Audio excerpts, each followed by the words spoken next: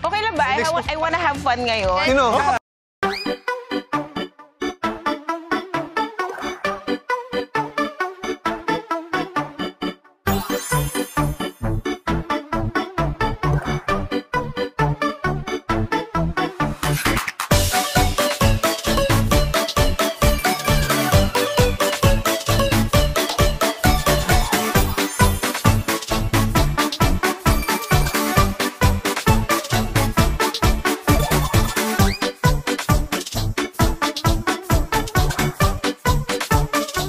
Hindi ko naman sinisinyarang ako.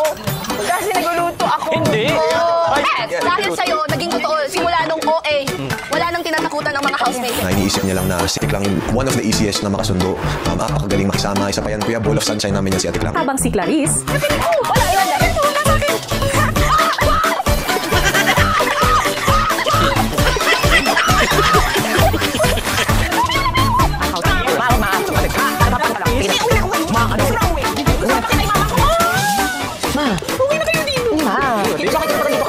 Gets namin natin.